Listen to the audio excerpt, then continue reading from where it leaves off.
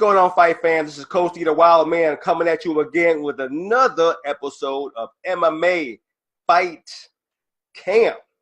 All right, you know I do an MMA Fight Camp. I talk about all things MMA, from the pro scene to the local scene. You know what? I like that heat. Like I always tell you, I'm going to get the best interviews and the best stories. So now I got the man.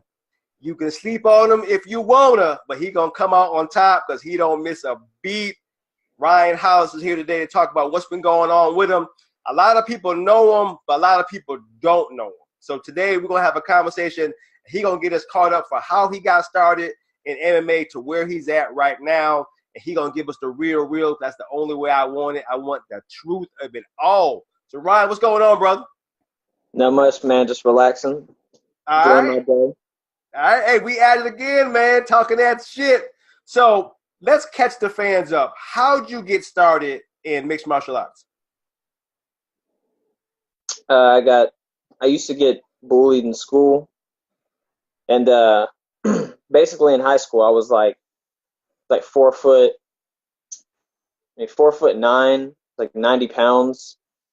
I remember I was really excited when I actually hit 90 pounds. Mm-hmm.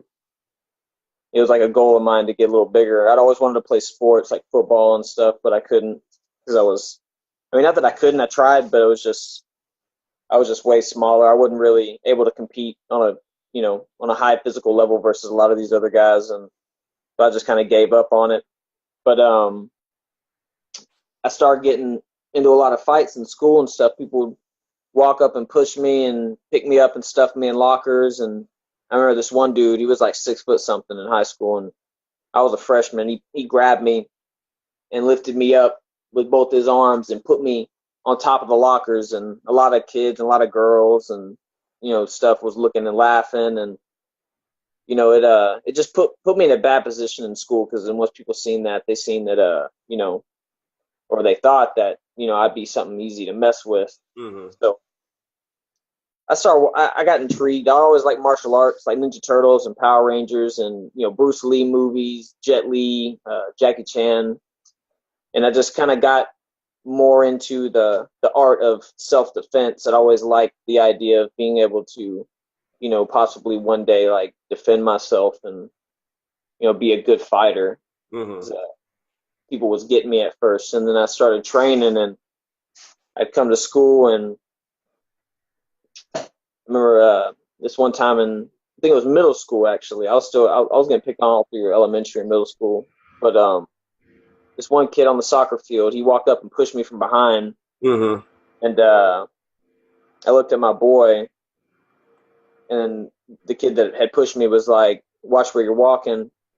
And I was just tired of it. So I turned around and I stuck him one good time. And he went to take me down, and I think he ended up on top of me, but it was like a really quick, like everybody split us up and we started walking and went to the principal's office. I had a broken hand. Cause, I guess from the walk from the soccer field to the principal's office, my hand is swollen up to the size of a golf ball. Mm-hmm. And then I had the kid, he had a knot on his face sitting next to me. And after it was all said and done, they sent me to alternative school. And the other kid got nothing because he had a knot on his face, not a broken hand. Mm-hmm.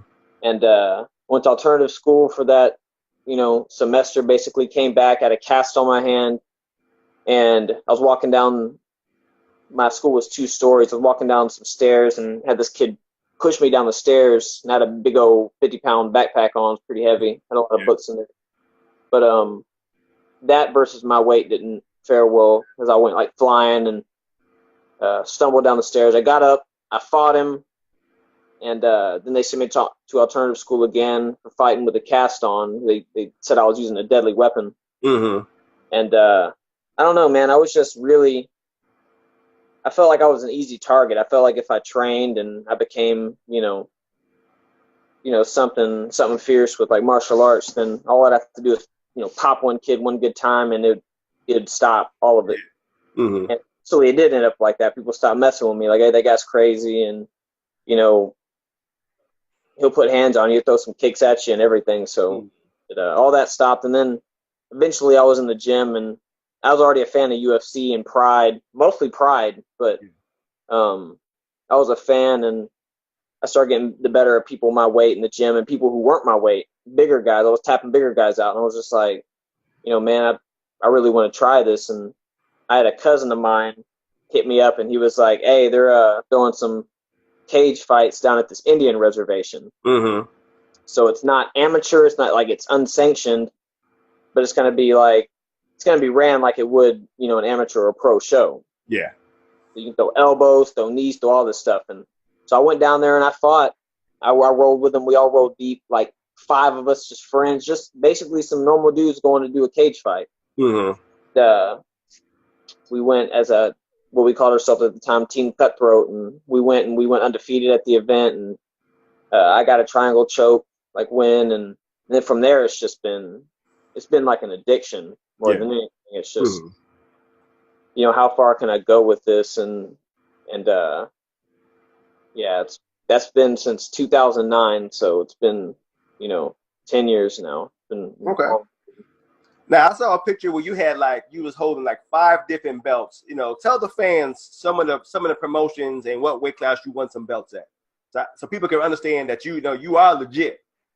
Yeah, I fought for this promotion, or I fought for belts in several promotions. Mm-hmm. I fought for a couple belts that I didn't win as well. Like I fought for Tachi Palace fights, and I guess they were formerly known as WEC. After WEC bought out, then they became Tachi Palace fights, and I fought in the same venue like that they threw the WEC fights in and stuff, and went 5 rounds with Hector Sandoval, who's now in the UFC, and he got the decision on me, but I rocked the shit in the 5th round, and I on like 5 days notice. I was sitting at the house with my lady and my kid and shit at the time, and I just, at that point in my career, I was just wanting to fight people, fight all these dudes that everybody thought was so tough. And that's been like my whole deal. I like to fight the tough guys that everybody's afraid to fight, and prove that these guys ain't that bad. But I won a Garcia Promotions amateur title down in Texas, and they also run a pro show called Fury Fighting.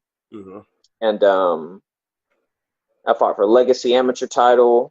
I won the Warfare Oklahoma 135 title on like 6-7 days notice, something like that.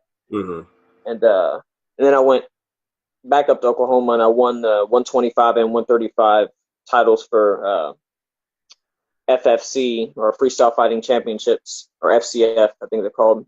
And I won a 35 belt versus a UFC veteran dude. I can't even remember his name right now, honestly, but he had fought in the UFC a couple times, actually a few times. And then I dropped down to 25 and took their belt. So right now I'm sitting at 5 titles, and I'm just looking to get that 6. I want to have many belts by the time I'm done with it, like done with everything. All right, so let's bring you up here to South Carolina. How did that call come about when it was Andy Hall, I think, at Warfare? How all that first started off to get you up? Because like I said, from Texas to South Carolina, that's a hump. So how did you get up this way?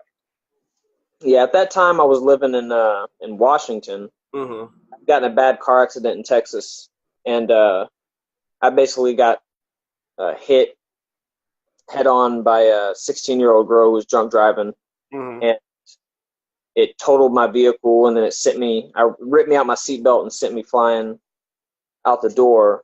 And I came to, but I was already there, I guess. I was just standing up, and I remember like just coming to, like thinking like, whoa, what the shit? And I looked at my car was destroyed, and but I was standing up, so I know I was there. I just kind of blacked out, and once I came to, I looked at my chest and I had a long cut coming down from where it ripped me out the seatbelt, but everything else was fine. And I was just like, holy shit. And I dropped down, and anyways, I had to go to the hospital then. And a week before that, I had fought Cody Williams on the televised fight for Legacy. I put him in like 3 or 4 submissions. I was winning, but the first punch I threw, my thumb caught the side of his arm, and it ripped my thumb all the way backwards, and completely broke it.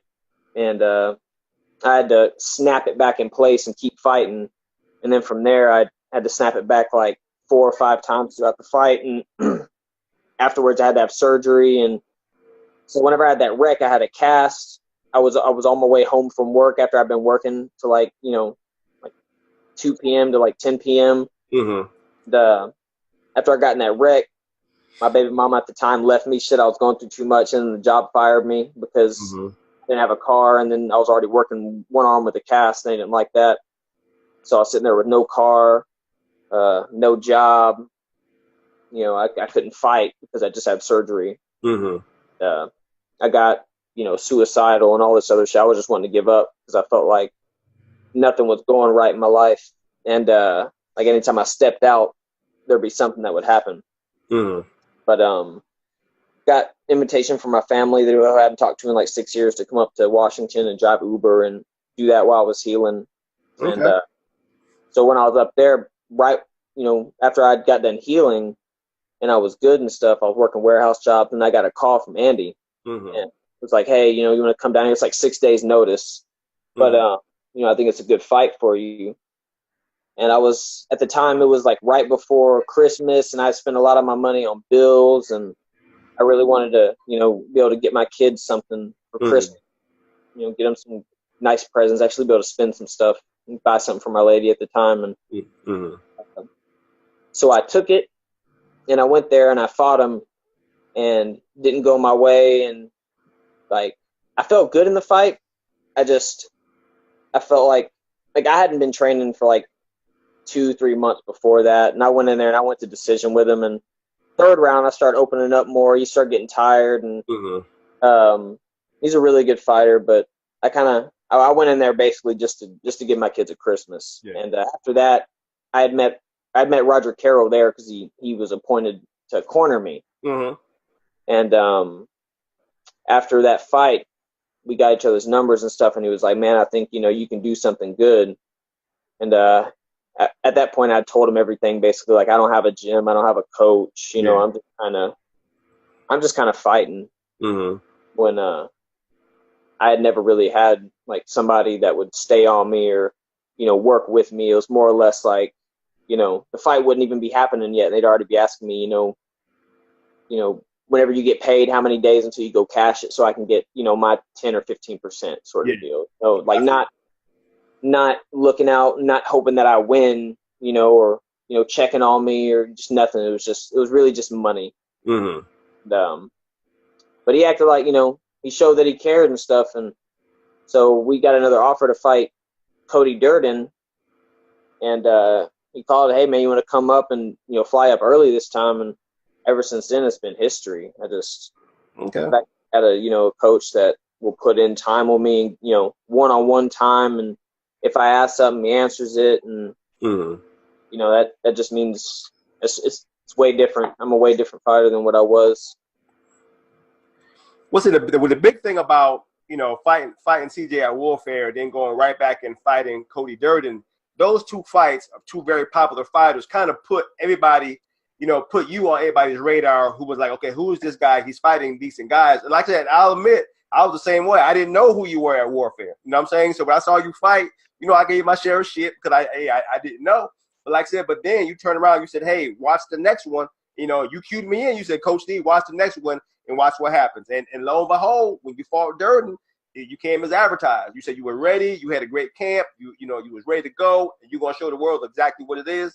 And you got the submission. But the great thing about that particular fight is all that bullshit between Cody, you, and God dang it, mine went blank. At the radio station. Yeah, I know what you're talking about. Yeah, so all that just turned it around to be Sweeney. God dang it, Sweeney. So all that turned around to make you a household name. People like, oh shit, what's gonna happen? And then you did what you did. So going into that fight with Durden, how, like I said, how were you feeling, and what kind of statement were you wanting to make sure happened? You talking about during that fight? Yeah.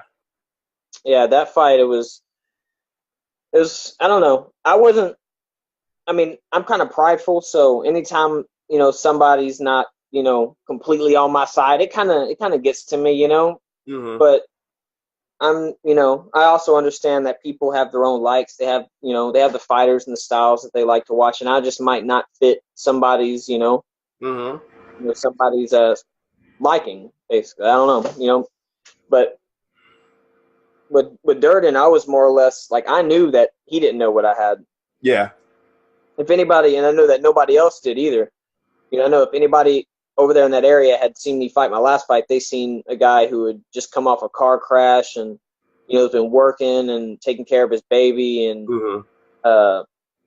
just needed some Christmas presents, you know, fight Ryan. So they didn't see, you know, the monster that I can unleash and the technical beast that I can be from that fight. So I knew that I was going to surprise people, and I was ready. You know, a lot of the doubt amps me up, and it gets me pumped up.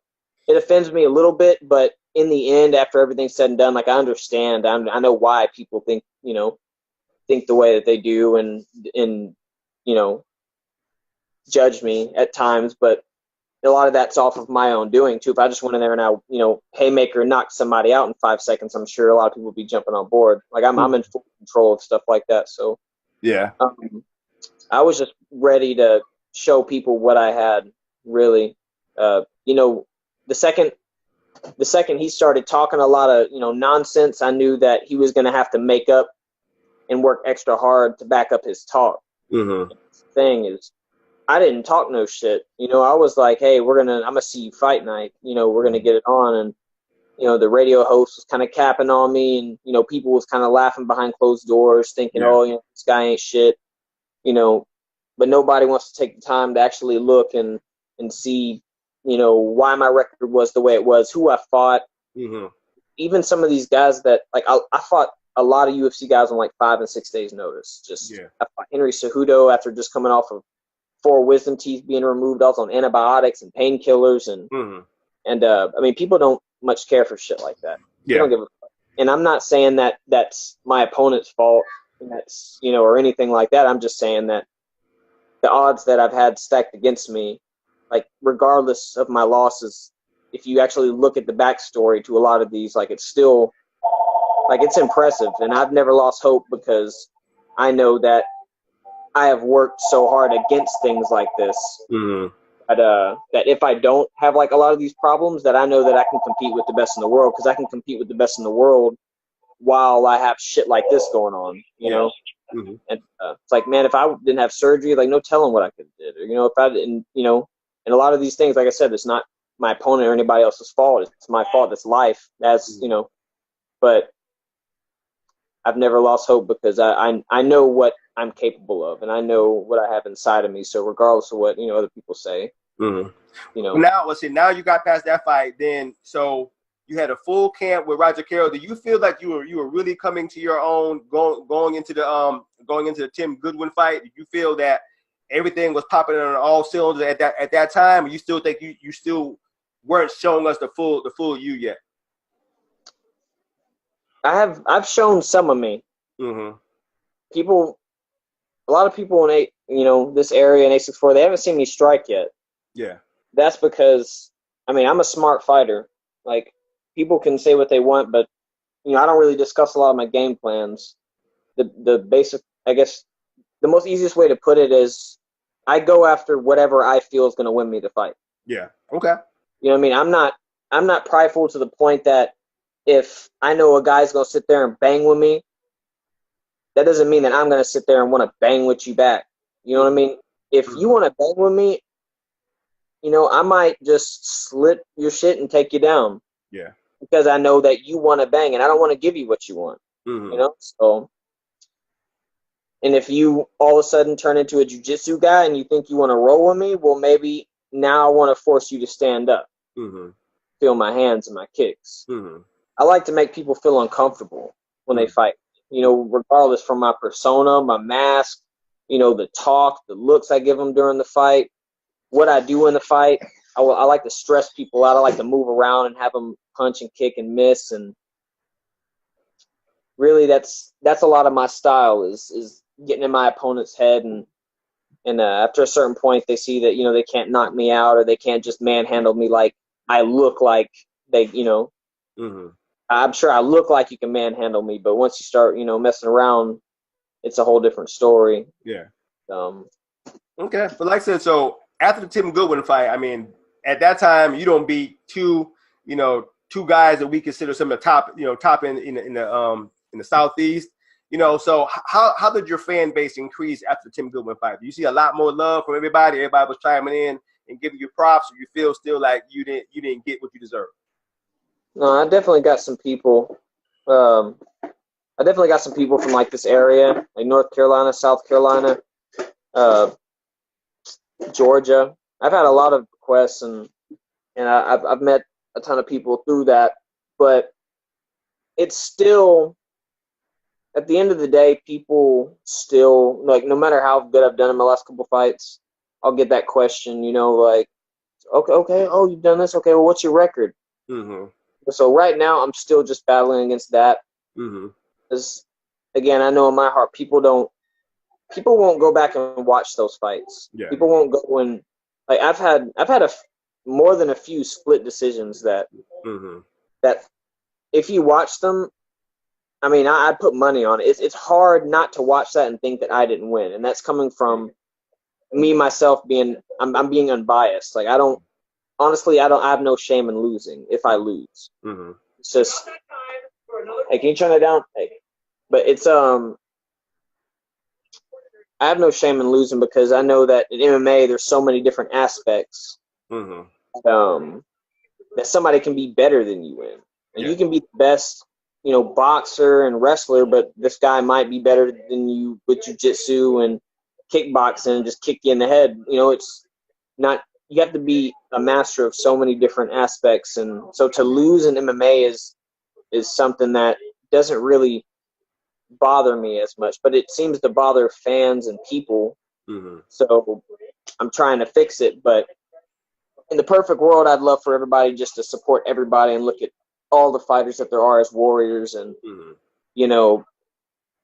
where one guy beats you doesn't mean another guy's going to beat you, sort of deal. Yeah. And then you see a lot of times where a guy will get beat and then he comes back and beats the guy twice. So yeah, I got you. It's all about, what happens that night, who makes the better choices, and, who comes prepared mentally and physically. Okay. So, like I said, so now you're in your camp for this big deal fight coming up now. What I'm getting ready to talk about. You get ready to fight Jared Scoggins. He's a household name. He's the bee's knees in South Carolina, and it's a fight that I know you deserved. So, walk us through how did everything finally come together to get that fight done? Of course, maybe some things you can't answer, but I'm gonna ask the question anyway. So you were on social media and you said, "Hey, man, I'm catching hell with putting this fight together. Can you support me?" All that kind of good stuff. What happened that made you go live on Facebook and say what you said? I had just been begging for this fight for a while. I had been messaging and basically asking, hey, when y'all going to fly me out? When y'all going to fly me out? Because at the time I was in California and, I'm trying to make sure that this thing is a bet. So I don't need to, go get a damn day job, or, I don't need to message another promoter and get a fight set up somewhere else. Yeah. I didn't want to be, I don't know. And I had this paranoia that, maybe people didn't want me to fight Scoggins because they thought I would beat him. Yeah. And Scoggins, as far as I could tell, is like, someone that a lot of people watch around here, just the name. Like, you could have a frog pop out from the alleyway named Scoggins and people would get behind it and there'd be like 1,000 ticket sales. Then, I don't know. But yeah, so I've basically just, I don't know. I called and nobody was getting back at me. And whenever they finally did, it wasn't what I had anticipated and what we had been talking about. I felt like I didn't want to get put down behind closed doors and not say anything and not stand up for myself. And I thought I'd let it be publicly known. That way it's more than just my opinion. Because if I look at these people and I say, hey, I don't like the way this is being ran, or I don't like the fact that you told me this and you did this. Now, if you've got like thousands of people's opinions and they're all telling you the same thing, like, hey, this is bullshit, you know that I'm not just being an asshole. Yeah. Or I'm full of shit or whatever might enter somebody's mind. It's unanimous. Like everybody's like, okay, no, that's fucked up. A lot of people need shit like that. Yeah. A lot of people, I don't know, a lot of people get confused and get delusional or think that you're trying to just, take them for what they got or whatever else could enter the human mind. A lot of people think a lot of crazy shit. So, but whenever there's a mass, majority of people that say one thing, it's a lot easier for someone to take it in like, oh, okay, well, fuck, maybe this isn't the right way to go about it. Maybe I should do this, Okay. But I don't know. I have no problems with nobody. I'm a man of my word. So, no matter what's said or done, I just like things to stick to the way they are. As I've had a lot of things in my life like not go the way that they should have gone. So I'm at a point where it's like I can't afford it. I would, if somebody can't keep to their word, I don't want them in my life, regardless. Like friend, business, doesn't matter who it is, family. I don't care. It's if you're not a person of your word, and if you don't, if you don't stick to your word, I just don't want nothing to do with you. So okay, I feel you. So now, like I said, I'm just being real with you. So now that the fight, Roger Carroll, what's going on, brother? What's up, homie? So now that the negotiations were being done, everybody was talking. The question came up that you had to have a different contract than everybody else. What made your contract different and why compared to everybody else? Why did you have so many different stipulations? You had to get your own ticket sales and all that kind of good stuff that I've never heard before, while I was there. So why was yours different? If you can answer, let's see if you can answer. I don't know. All I know is what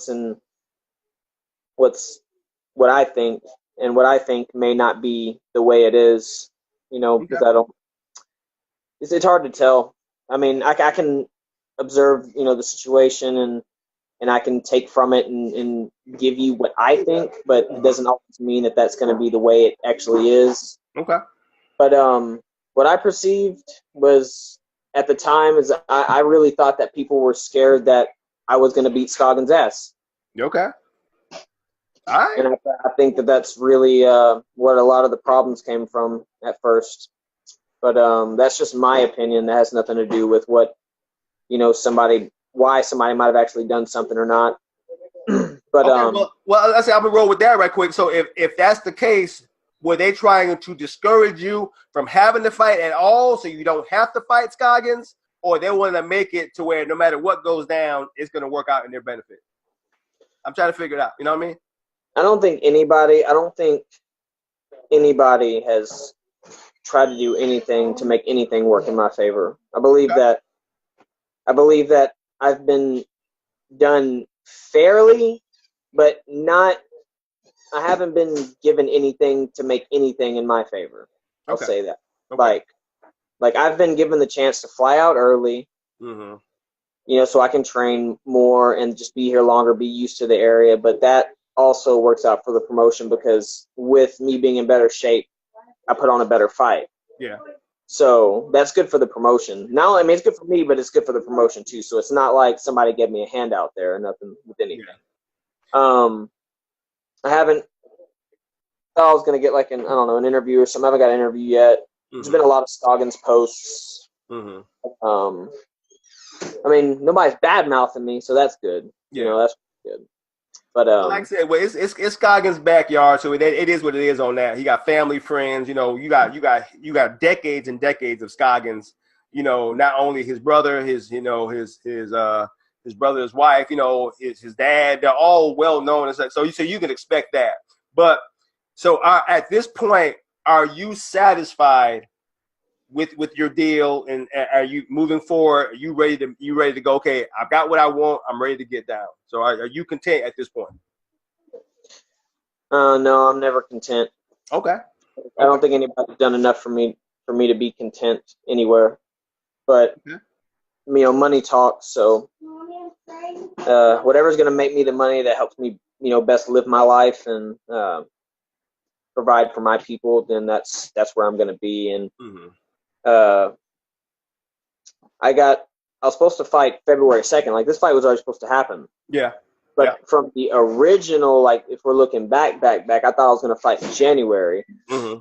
We went from being January to February to March now.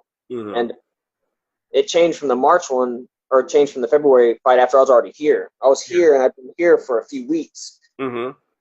And then they moved it to March. And I didn't plan, like, financially, I didn't plan for that long. I heard, okay, you're going to be here till February 2nd. So I made my money and I packed my stuff and I came to have a fight on February 2nd and fly out on February 8th.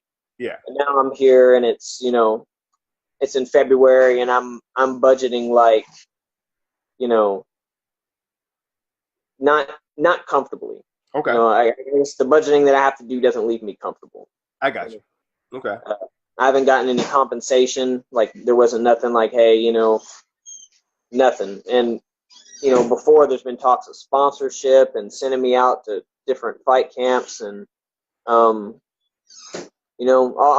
be honest, that kind of sucks, because it's like all these other things, like, you can't even, do a little compensation, like, so I can eat some food. Mm-hmm. But again, I think that I don't know. I think everything might have to do with the same problem that I had, getting me sent out here and getting the fight set and all the extra stipulations and you can't do's and can do's and we'll take you off the card if you do this and that. And I got you. I think it's all because of the same reason, honestly. But it is what it is. Mm-hmm. If it comes down to it and I fight this fight and I win and people want to be the way they are, then we'll see. We'll see what happens and see where I am at that point. Okay, so let's talk the fight now. Let's get into the meat of it all. Okay, like I said, Scoggins is what he is, man. He got a winning record. He fights hard. He trains hard. Do you see something in Scoggins that make you feel that you can beat him, or you just so confident in your game, it don't matter what he brings, you can come on top? I know that I can beat anybody in the world at my weight. I've already fought the best in the world right now at my weight, and whenever I fought him, I felt good. And it's like I didn't get my ass beat. I was putting him in submissions. I kicked him in the face. It's really hard not to feel confident in yourself and know that you can compete with the best in the world when you've already fought the best in the world. Mm-hmm. And, I think that a lot of my problems have been due to out of cage problems that have affected my in cage problems. Mm-hmm. That it's not like I'm going in there and when I've lost, I've been getting knocked out. I've been getting my ass beat. I go in there and some guy pummels me in 30 seconds. Mm-hmm. So if that was happening, I would have a different attitude. I would, maybe not think so highly, of my skill and stuff. But I know my skill's there. I just got to make sure I'm there on fight night and I do the right things when it's fight time. Mm-hmm. With Scoggins, though, I know I can beat anybody, but I feel confident in him because of basically his style. I've already been in a Taekwondo gym and karate gym, and I was there for like 6-7 years sparring black belts. I know his whole style. I know the whole front kick, keep the guy at distance deal, and I've played with that for a long time, and so that's why I'm confident there. And I don't think that his jiu-jitsu is where mine is, and I think that he will have to move around and hopefully pitter pat kick my legs and maybe somehow make it to a decision, or hold me against the cage or hold me down and somehow make it to a decision. That's where I think that his strategy is going to have to be, because I have a lot of faith in myself and my chin. I don't see him knocking me out, and I don't see him tapping me out. Though, God willing, not. I don't know, anything can happen. It's very possible for him to do something and to surprise me, but I believe that I believe it enough that it ain't going to happen. So I believe that he won't knock me out, and I believe that he won't tap me out. And that's how I've always done my fight career is, I have enough faith in myself, and I stick to my game plan, and nothing bad's gonna happen. Okay. All right. So I'm gonna ask you the hard question now. Okay. So based off of me watching your fights, I've been watching you since Warfare up to now. I would consider you a slow starter. Okay, so you're a strategist, and you take a lot of shots early on until you get what you want. Now, with a point fighter like Scoggins, don't you think that he may outpoint you if you're not a little bit more aggressive in your style? I mean, I'm just talking. Yeah. It all just, I mean, there's 5 rounds. That's a lot of rounds. And if you're going to move around, like the energy that it takes to move around and to throw side kicks and hook kicks and spinning kicks, and that stuff takes a lot of energy. A lot of, like, people don't realize it when they're doing it, but they do that after the second, third round, and they're tired. And if you're tired against me, it's going to be bad. Like, I need no energy to wrap up a submission period. So I can be exhausted and you can be exhausted and I can still catch you with something. It just, it takes no energy from me in my jiu-jitsu. But I like it that way because I like for people to see that they can't do nothing to get me out of there. Mm-hmm. So I do start slow sometimes, but that also goes into how I started. I started it because I would get bullied. Yeah. So, it kind of brings me back to the streets. It kind of brings me back to school and getting bullied, where somebody's trying to beat my ass, and if I don't do something, they ain't gonna stop. Mm-hmm. So after I get a few leg kicks or a couple pops, then it kicks in, and it's like, okay, you want to fight? Let's go. Mm-hmm. And at that point, I've already taken their hardest punch or their hardest kick. Every round that goes by, it doesn't matter who you are, even me, your power goes down, your speed goes down. Mm-hmm. So after the second rounds come, or the end of the first round, I've already taken your strongest shots. I've taken your strongest attempts on anything. Mm-hmm. At this point, I'm still standing there in front of you. I'll start pressing you more, and I'll, that's whenever I see it in their eyes, it's, oh shit, I've hit this guy with a haymaker, or I've kicked this guy. He didn't crumble, he didn't wobble. Mm-hmm. It just brings him down mentally, and then I start attacking him. So, okay. Or he can start slow. If they start slow to counter that, and try to play me into being aggressive. They don't want me to be aggressive. I got some tips on me being aggressive, and I'll come in there and I'll pitter pat the shit out of somebody to death. Mm-hmm. And knee him in the head 1,000 times. So it's just whichever one they want. If they want me to be aggressive, be passive and move around and, be slow. But I mean, you're not gonna. I don't know. You don't really want either one. Yeah. Both kind of bad.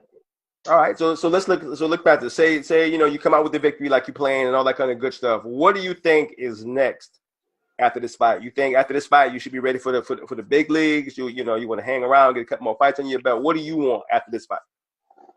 I don't know. Honestly, this whole fight camp's been so stressful, and the lead up to this has been stressful.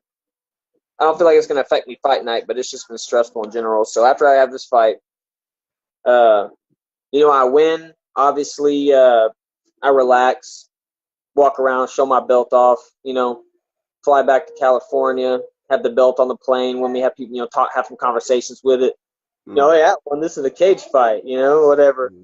But and then just relax, man. Probably play some more video games and chill, just relax. And probably gonna get a new spot. I don't know what yet, but probably get a new place. Probably get one over here, so I can just have a place when I come over here. It's one of my plans. But and then just see what people are talking about. See if 864 is talking about more money, or if they're wanting to do some of the things that they say they want to do, like sponsor me or, start promoting me. Mm-hmm. Start doing something, working with me. But if not, dude, I go where the money's at. So it didn't really, I don't know. I don't have too many worries. Like, okay, that's what's up. I guess the great thing is that you will actually be the first one to actually get the belt. So far that belt, I don't even know if you want that belt. That belt kind of bad luck now. So can't nobody get it. Yeah. So you may be the first one to actually get the belt. So that's we gonna see what's up. But man, hey, right now, give shouts out to everybody you love, man, to your families, to your friends, to your sponsors, whoever you got that you want to give love to, go ahead and give it to them. Well, obviously to my coach, Roger Carroll, and his whole family for having me and allowing me to be here and to have training that I can get and the time spent here that I can get with the people that I enjoy, like my teammates Miles and a few of my other people around here. But shoot, that's basically it, man. Like, I mean, I thank the promotion for having me out here and for having this fight happen. I do think I could have a little more help, but I have the fight, and so I mean that's enough for me, I guess. Just to have the fight, but they want to start putting me up there a little more, start promoting me and stuff. I would love a great relationship over a good relationship. I'll say that because we have a good relationship, but I would love a great one. I'd love to be able to hold somebody up and be like, hey man, these people do for me, like these do this for me and I do this for them and we're great, but I don't know, it's kind of common in MMA. You see it in UFC, people with Dana White, and it's just how it fucking goes, like with promoters and fighters and stuff. It's nothing personal, it's just business. Okay, I feel you. Well, hey, I like a little bit of heat, so I'm gonna go ahead and ask: do you want to say something to Jared Scoggins about the fight coming up in March? Anything you want to say? I don't know. I think that I don't really know Scoggins, so it's hard to say anything to him. Yeah, he's a great dude, man. I watch my video and think, man, this is gonna be a good fight. I can't wait to compete against this guy. Or it could be a Cody Durden thinking, oh, I'm gonna fucking smash this dude. Mm-hmm. Yeah, I don't know his personality, so it's hard to comment because I myself consider myself somewhat respectful. I'm not gonna badmouth him if he hadn't badmouthed me, and I haven't seen any badmouthing. Other maybe the occasional fan of Scoggins, saying, "Hey, go Scoggins," on my posts. Yeah, but it's not that disrespectful. Like I've had some people's families message me threatening to like kill me if I beat their fighter up and stuff. So it's not that bad. But I would say that it's going to be a great fight. Like I'm very excited. I'm very excited to test myself versus his skill. And I'd like to possibly I don't know. I didn't think about it, but I have this fight in mind. I'd like to say I go in there and I beat him. I would really like to possibly, like, if I don't get called up, I'd like to face his brother, if that's something. Hey, y'all. Hey, you heard that, right? Well, you know what? Hey, obviously, if it goes right, everything. I mean, I can't go in there and lose to the little brother and then call out the older brother. So yeah, I think that would be a cool fight. Fight Scoggins and then maybe fight his older brother if he's kind of on a skid, but I just think it'd be a fun fight. I've wanted to fight him for longer than I've wanted to fight his little brother. I feel you. UFC and fight him whenever he was in there and popping. I just think I fare well against karate guys and taekwondo dudes. So, all right, hey, fight fans, you heard it. He said, hey, he might be the Scoggins killer, and you know what? You can't doubt him. From the day he came into South Carolina, making his bones, he's proven that he gets the job done in spectacular fashion. So you can't deny him because he's actually doing what he's doing. So, hey, he came in and he said, hey, I'm humble. I try to be respectful, but at the end of the day, it's going to be what it's going to be. All right, Ryan, give us your name and give us your camp. Name's Ryan Hollis, fighting out of SMA, Roger Carroll, and I'm ready to go. All right, you heard it. He said he's ready to go, and I'm looking forward to seeing it no matter where I'm going to see it at. He's proven it, he's earned it, and he's going to get it guaranteed. This is Coach D doing what I'm doing. Like I said, giving you the best interviews. If you hear from me again, peace out.